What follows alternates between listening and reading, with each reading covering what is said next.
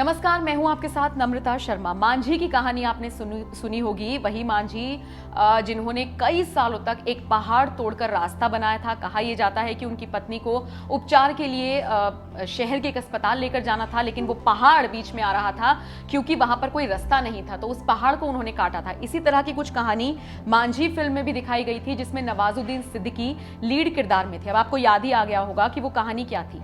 अब देखिए, एक और मांझी जैसी ही कहानी निकलकर सामने आई है कश्मीर के बांदीपुरा से। यहाँ पर एक शख्स है जिनका नाम बिलाल है। उन्होंने अपने पिता के लिए कुछ ऐसा किया जो आज एक मिसाल कायम कर रहा है। दरअसल ये बात बहुत पुरानी है। हुआ ये था कि जो बिलाल के पिता थे वो एक झील है जिसका नाम वुलर है। उस वुलर झील से वो कूड़ा निकाला करते थे। उनको कबाड़ी वाला भी कहा जाता था और वो ये कूड़ा निकाल कर बेच दिया करते थे। इससे जो पैसा आता था उससे वो अपने घर की रोजी रोटी चलाते थे। फिर एक दिन क्या हुआ, नाव से गिरकर बिलाल के पिता की मौत हो गई। हुआ ये कि जैसे ही वो नाव से गिरे तो उनको अस्पताल ले जाया गया।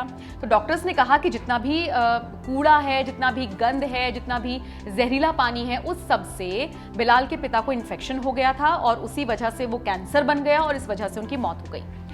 बिलाल ने सोचा कि अगर उनके पिता की मौत इस वजह से हुई है तो वो फिर इस पूरी झील को साफ करेंगे।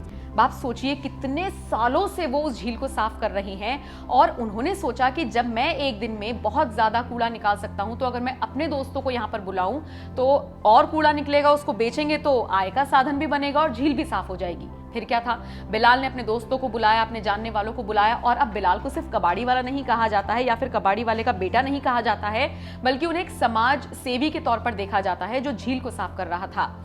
झील पूरी तरीके से साफ हो चुकी है और आप ये समझ लीजिए एक मिशन के तहत बिलाल ने इसको पूरा किया है।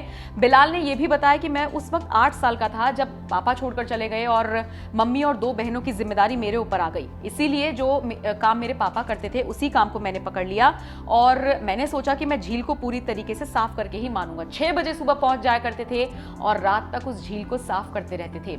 जितना कूड़ा वो इकट्ठा करते थे उतना ही उनको पैसा मिलता था। लिहाजा झील पूरी तरीके से साफ हो चुकी है, ऐसा ये खबरें सामने आ रही हैं। ये भी बताया गया है कि बिलाल की कोशिश है, वो रंग लाई है और पूरी तरीके से अब झील साफ है और अब कहीं जाकर बिलाल ने चैन की सांस ली है। जितना भी पैसा उन्होंने इकट्ठा किया है इस पूरी झील को साफ करने के बाद, उसको वो अपने घर खर्च में चला रही हैं और साथ ही साथ अपनी दोनों बहनों को पढ़ा रही हैं। तो आपको ये खबर कैसी लगी, इस पर अपनी राय आप हमें जरूर बताइएगा।